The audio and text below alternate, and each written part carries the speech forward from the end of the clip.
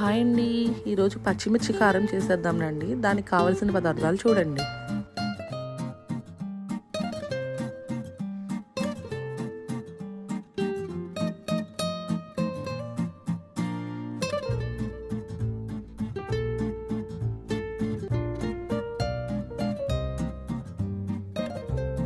ముందుగా పెద్ద పచ్చిమిరపకాయలు తీసుకోండి. వాటికి నైఫ్తో ఘాట్లు పెట్టుకోండి. ఘాట్లు పెట్టుకున్న పచ్చిమిరపకాయలు ఒక పక్కన పెట్టేసుకోండి.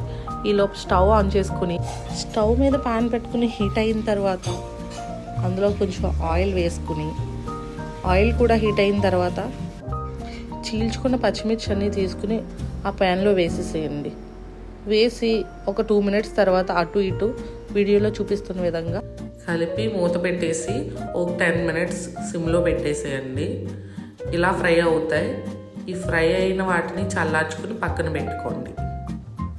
ఇప్పుడు ఒక మిక్సీ జార్ తీసుకుని ఈ ఫ్రై అయిన మిర్చి అంతా మిక్సీ జార్లో వేసేసేయండి.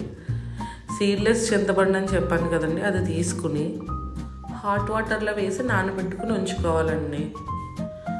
ఇప్పుడు ఇదే మిక్సీ జార్లో ఆవాలు మెంతులు కలిపిన పొడి ఒక 2 tablespoons వేసుకోవాలండి. తగినంత ఉప్పు కూడా వేసుకుని ఆ తర్వాత నానబెట్టుకున్న చింతపండు తీసుకుని ఆ చింతపండును కూడా వేసుకోవాలండి. హాట్ వాటర్లో మాత్రమే నానబెట్టుకోవాలండి. ఈ చింతపండు హాట్ వాటర్లో నానబెట్టుకుంటే సీడ్లెస్ కదండి, ఇలా అయిపోతుంది. ఇలా అయిపోయిన చింతపండును తీసుకుని మీరు మిక్సీ జార్లో వేసుకుని మొత్తం గ్రైండ్ చేసుకోవాలండి. మరీ అంత స్మూత్గా కాకుండా కొంచెం మీడియంగా ఉండేటట్టు గ్రైండ్ చేసుకోండి. వీడియోలో చూపిస్తున్న విధంగా గ్రైండ్ చేసుకోండి. ఎక్కువ స్పైసీగా తినే వాళ్ళు అయితే ఈ సైజ్ మిర్చి తీసుకోండి, లేదంటే బజ్జీ మిర్చి ఉంటుంది కదండి, అది తీసుకుంటే మీకు పర్ఫెక్ట్గా ఉంటుందండి. ఇంకా నెక్స్ట్ పోపు కోసం జీలకర్ర, మినపప్పు, ఆవాలు అయితే రెడీ చేసుకుని పక్కన పెట్టుకోండి. ప్యాన్ పెట్టుకుని ఆయిల్ కొంచెం ఎక్కువ తీసుకోండి. ఎక్కువ తీసుకుని హీట్ అయ్యేలోపు మీరు మిక్స్ చేసుకున్నారు కదండి, మిక్స్ చేసుకున్న మిర్చిని అంతా ఒక బౌల్లోకి తీసుకుని పక్కన పెట్టుకోండి. ముందుగా హీట్ చేసుకున్న ఆయిల్ని లో ఫ్లేమ్లో పెట్టి పోపులన్నీ వేసేసేయండి. వేసి ఫ్రై చేసుకోండి.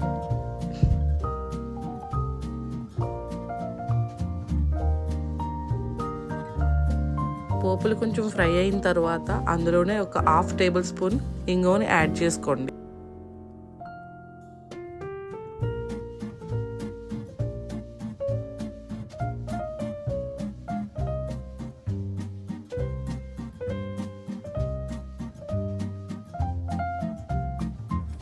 ఇంగువ ఫ్రై అయిన స్మెల్ వచ్చిన తర్వాత దానిలోనే కొంచెం పసుపు కూడా యాడ్ చేసుకోండి.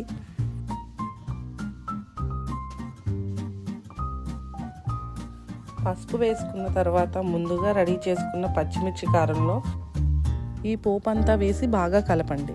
అంతే, మీకు పచ్చిమిర్చి కారం రెడీ అవుతుంది.